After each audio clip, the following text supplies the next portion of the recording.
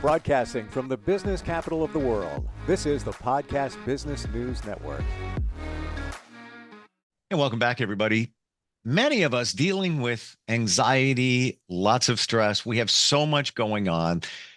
There's a number of different modalities that you can employ to reduce the anxiety, but here's one that many don't think of, or they gravitate away from it because they have certain perceptions of it. It's been around for thousands of years because it works. I'm talking about acupuncture. We're going to learn more about that today from an amazing acupuncturist, herbalist. She's a massage therapist and more. She's Rebecca Wendler Burke, and she joins us here on the program. How you doing?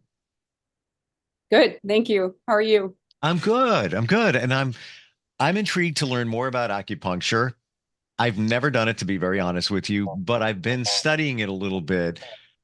And yes, like anybody else, I had a little block there in my mind with the needles. I'm over that because once you learn and ask questions like we're going to do today, you realize it's no big deal. It's all here. Do you hear that from many people? Oh yeah, I kind of like, humorously created my tagline to be the sharp acupuncturist because I just want to like put it out there in the open that like, yeah, we use sharp objects and there are other objects that we can use, in order to create the same response that one would use with a needle. But yes, that I've just kind of put it out there like, yeah, we use sharp objects.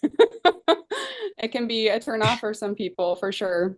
It is what it is, but let's go, let's go on that right there because that's that you say the word needle right away. It triggers some.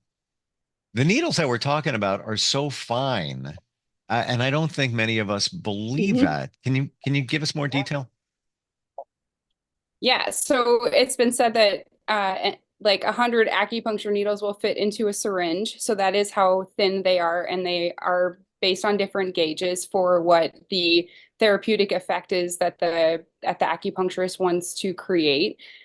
We can employ other things such as ear seeds or moxa or things like that on acupoints so that, if someone does have a needle aversion, that can be mitigated. I myself have chosen to not use needles on certain patients because by feeling their pulse, I'm like, this client doesn't have any chi. So, they're just so deficient that perhaps a needling scenario would result in like some, an adverse response. Like they might, just be so deficient that a needle itself might make them pass out. I've seen that before. And so it really is up to the discretion of the practitioner to be able to accurately gauge, maybe the size of the needle or even no needle at all.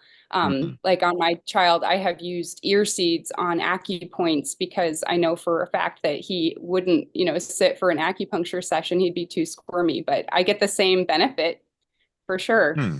Interesting. No, and I find it funny that you said he. So it's a male, a man potentially there. Yeah, listen, I had an aversion to um, routine blood tests. I'll be honest. Over the years, you schedule them once a year, whatever it is, and I would put it off like, all right, all right. But why? Because I didn't know how I would react to it. And then once I got a blood test, the phlebotomist left the band on my arm for a while while she talked with a coworker, and I was done. I'm just waiting. I'm like, excuse me, I can take this off. She did, and right away, like a release of pressure. And I was like, I think I'm going down. I didn't. It was all good. But add that to the layer of anxiety. Fast forward to now where I reframed it and I say to myself, you're going to take care of yourself. You're going to potentially learn something that can help you, or you'll find out everything's fine. So I reframed it and I look at it that way. It's like, exciting to go as opposed to, the aversion. What you just said, though, in terms of like 100 acupuncture needles fitting in a typical syringe, says a lot in terms of the gauge of what we're talking about. What can you potentially feel, with let's say a finer acupuncture needle? Yeah, I mean, it's an insertion. We use tubes. Some acupuncturists don't use tubes, we'll say that. And so it's kind of a shock to the body, but it's it's a prick. It's an insertion of a small filiform needle, and you'll feel sort of maybe a slight like bee sting sensation if the chi is really on the surface, or you can feel what we call historically as a fish reaching up to grab a line. And that's how the historical description has been for the arrival of chi at the location during a needling session. It does feel like there's a kind of coming up from the body to, assess what this object is, to sort of like manifest a response, that sometimes mitigates like different histamines and things like that. But there can be a sense of heaviness. There can be a sharp sensation that quickly subsides. There can be sort of an all over body sensation, right? So like, I'll give you a story of my own first experience with acupuncture. I got kidney 1 needled, which is literally at the bottom of the foot, which is probably the most uncomfortable point that a lot of acupuncturists don't use. And I felt was sure the insertion of the 2 needles, but then I felt this intense cooling that just moved from the top of my body all the way through down my quads and into my feet. And it was just this sort of response of like, I had too much fire going on and things like that. So it can be a local sensation. It can be something like, oh, I just felt the needle inserted. It can be sort of a grander local sensation where you feel that heaviness, or it can be an all over body release. Wow. Okay. Chi, you've said that a few times. Can you explain? Yeah, chi is considered the life force, and it is the electricity that flows through the human body. I like to give the metaphor of, a vehicle, a car with 5 circuits, like, now I'm like totally drawing a blank, spark plugs. That's what the 5 elements can be metaphorically understood as spark plugs. And so in each spark plug, you have a yin and yang polarity. And the chi moves through the electric being of the human body with a methodology, right? There's a pattern of movement through the 5 elements, and how it circulates through the body is attributed to chi movement in a healthy human being. Is chi also, I always thought it was more like a feeling. Would it Yeah, be? yeah, absolutely. I mean, if there is high awareness of one's body, you can feel pain, things like that. That would be an example of chi and blood stasis. Okay. That's how we define it in acupuncture and traditional Chinese medicine. But you can, sort of like have a lilted experience where you are like at a concert or something, and all of a sudden you just have this like, oh, I'm here, and like this sort of like all over body tingling feeling. That's sort of the chi going towards the surface out of excitement and fire. That's okay. Thank you for saying that, because now I got that. Just that feeling of elation, like, yeah, things are good. Yeah. Things are good. Yeah. Okay. Yeah. Wow. There's also, so along those lines too, like the pores and the like are very, inherent to chi and things like that. So like when you get a cold or pathogen and you start to feel some chills and, tingling, or like some hot cold sensations, or even a stiff neck, that is the pathogenic invasion attempting to get into the pores, get into the body. And so the chills and the like is the chi responding to the superficial aspect of a pathogen. Tell us, Rebecca, your journey, how it led you to acupuncture, herbals, massage, all of that. Well, my first experience with acupuncture was actually in Lyon, France. I was studying abroad for the year, and I had a friend who was also studying abroad. We were both from California. And she was just going through a really bad winter. She just was like really depressed. And looking back on it now, she was absolutely an earth element dynamic. So a lot of overthinking, really had a craving for sweets. And she was contemplating returning home after 6 months. And she contacted her mom and asked her what she should do. And her mom was a doctor, and her mom suggested acupuncture. And so I went with her to watch her, be supportive for her acupuncture session. And this particular acupuncturist did several needles on the back at an oblique insertion and laid my friend down. and then did some front needles. And I've not to this day ever seen a replica of that particular treatment, but I think that she was trying to be as efficient as possible. And so now it makes a lot of sense why she would do something like that. So anyway, I sat there next to my friend, sort of just watching this invisible thing happen with all these needles in her. And when she stood up, I was like, wow, you are like a different person. She just had like confidence, and she had a sense of self that was, lacking up until then. And then fast forward about 3 years later, I found myself in a very challenging work situation.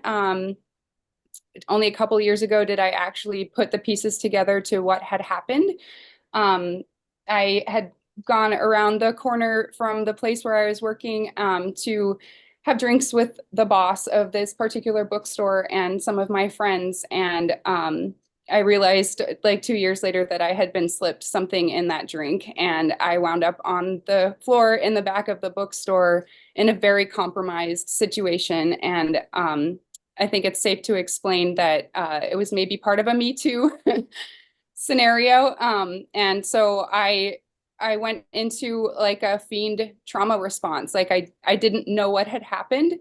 But I was an employee at this bookstore and needed the job. And like, just, I was like 22 and like couldn't make heads or tails of what was going on. I had not had familial support throughout my childhood. So I wasn't able to call a spade a spade. And so in that fiend kind of like even a Stockholm syndrome trauma response, I started to develop irritable bowel syndrome. So after every meal, 45 minutes later, everything was just out, undigested, and I started losing a lot of weight. I started to get joint pain in my hands and my fingers. I had a lot of swelling in the fingertips. And just a general malaise, like just couldn't find the energy, couldn't find happiness, was very dysregulated, we'll say. And so I went to the doctor and they diagnosed me with lupus.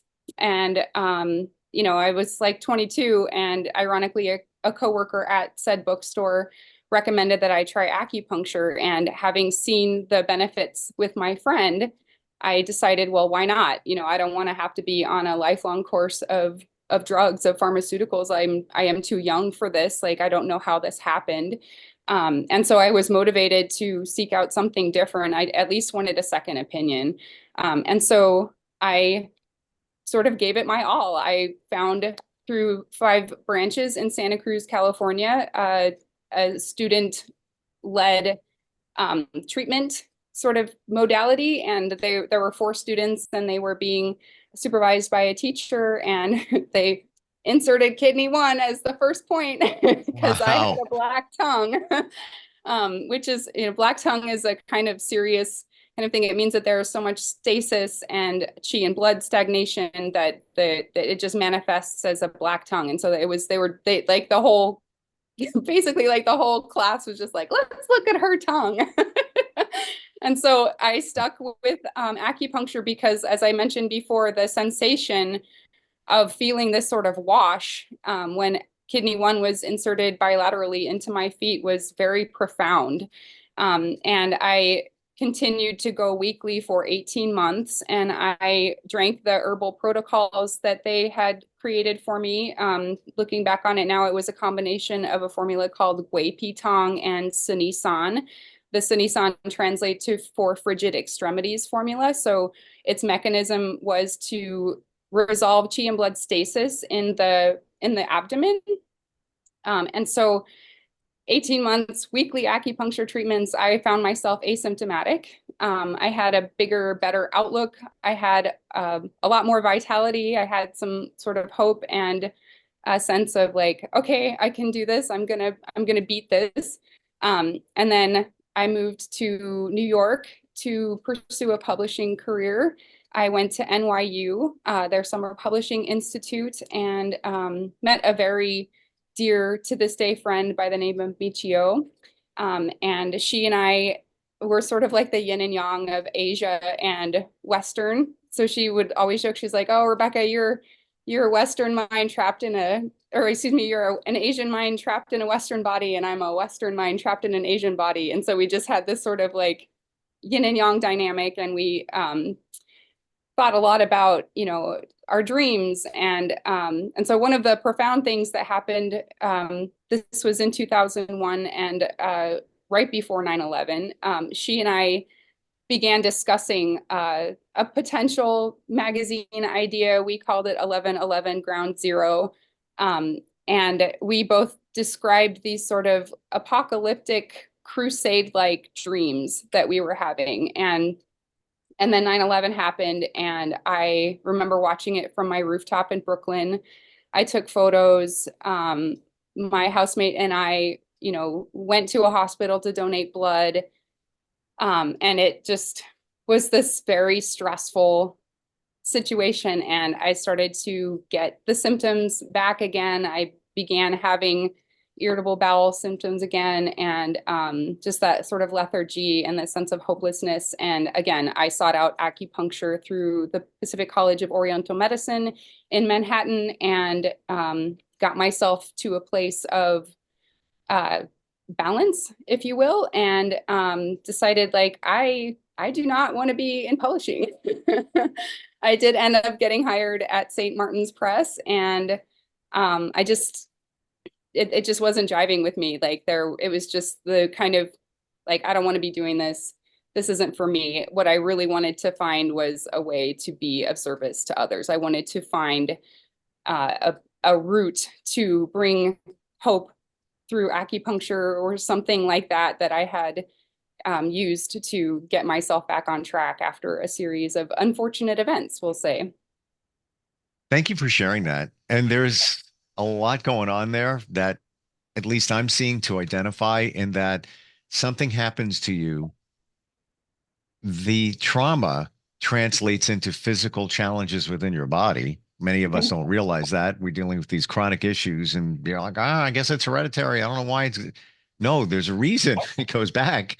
I think that's proven when it came back for you, where it seemed like there was some stress going on, and then bam, it's back in your life. But also how acupuncture came along and then was able to help and heal you. Amazing story. And then that's what you wound up doing in the end. Yeah. Wow. Well, Yeah. it's like you lived it. You walk the walk, you talk the talk. Amazing. Yeah. Yeah. Wow. Along with acupuncture, so that was the beginning, the baseline of your healing, and then practice. Then did herbals and massage come along with that after? Yeah, yeah. I mean, thinking back on my childhood, like I was the type of kid that would make mud pies with the boxwood and the sage and the tarragon, and I just, you know, would put together these sort of like herbal mud pies because I just thought that, you know, that was great. I don't know. So maybe I have a past life connection with some kind of herbalism. But I chose to go to the American College of Traditional Chinese Medicine, and my acupuncturist, who was through 5 branches, mentioned that ACTCM had a very strong herbal program. And so being, you know, kind of like drawn to herbs and things like that, I, you know, decided, okay, I'm going to go to ACTCM. And then during my 4-year master's program, the herbal stuff was just par for the course for everyone that was in that program, but the massage aspect was sort of voluntary or an elective. And so I followed Dr. Shui through ACTCM, who he was a Tui Na professional and used that in his practice. And so I took massage classes through him. And then in addition to that, I took shiatsu classes through the San Francisco School of Massage, you know, sort of like on the side. And so I have around 1,000 clinical hours of massage practice. So it's a combination of the Tui Na, which literally translates to push pull, and then the shiatsu protocol. It's a sort of like, there's a process of moving the qi and blood through the body that follows the meridians. And so by employing both the Tui Na as like a sort of local technique, as well as the bigger, broader picture of how qi and blood moves through the meridians through the body, that's sort of the groundwork for my massage and why it's so effective. And then in addition, I employ some Thai mobilization techniques that focuses on shoulder mobilization and hip mobilization. And interestingly, when I was abroad in France, I took a brief trip to Israel to visit a friend from high school, and we went on a 4-day sea-to-sea hike. And on the second day, I twisted my right ankle for like the 15th time. And I literally had to walk out of, I was like, I was not like going to get helicoptered out of this ravine that we were in. And so I ended up walking on this, torn ligament ankle for the rest of the hike. And when I got back to France, I was just in a very bad way in my psoas and like my hips and my shoulders and things like that. And so I ended up seeking out a kinesiologist, and he did all of these massage, like mobilization techniques to like open the hips and resolve some, stagnation and things like that. And I absolutely employ that very same protocol with my clients in every massage. Wow. Yeah. I want to just go back on herbals for a moment. I had stomach issues in the fall, and from stress. I know exactly what it was from. Just, a lot of stress started mounting, ongoing, but it was peaking, and had digestion issues, got worried, got to the point where I was thinking even going to the hospital. Now I had an ulcer like 6 years before. So I was thinking, it's back, or maybe it's a bleeding ulcer. I don't know. Um, I consulted a master herbalist. She made a concoction, no exaggeration, that plus aloe vera juice with pulp in 3 days, pretty much done. It was fine. Mm-hmm. Mm-hmm. And then I just continued on that a little bit longer to heal. And that was it. And of course I got scoped right after that, just, and everything was fine. It was like some gastritis, some minimal diverticulitis, which no issues now whatsoever. Mm-hmm. But that plus minimizing the stress. And now I still have that stuff in a bottle. I gave it to a friend who needed it. And then I actually ordered them the aloe vera juice to their doorstep because it worked for me. So testament, that stuff works. We don't realize it. A lot of us say, eating dandelions and cat's claw, what's that going to do? A lot, because A lot. that's a lot. And that, hey, guess what? Where do you think our modern medicine came from? That's right. Plants. Yeah. Yeah. Yeah. So I'd love to get into herbals next time we get together. We're just about out of time. Rebecca, how does somebody, I know you are located in the Twin Cities. How does somebody connect with you? Yeah, they can go to my website. It's rwbacupuncture.com. I don't have a huge social media presence, but you can find me on Instagram at TheSharpAcupuncturist. I hesitate to put out my phone number, but you can find all the information that you want on the website. There's a pretty fun blog kind of going on there that does talk about some things involving, herbal medicine and what we know as the doctrine of signatures for why aloe vera might be beneficial for some stomach heat, Wow. Wow. I'm laughing inside in that you highlight the sharp.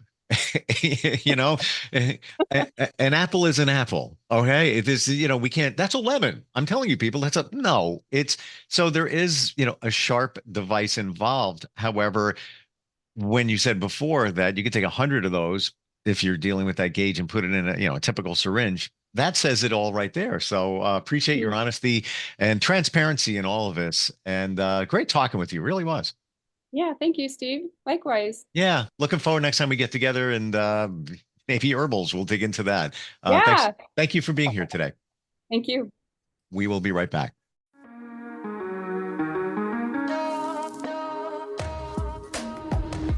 Broadcasting from the business capital of the world, this is the Podcast Business News Network.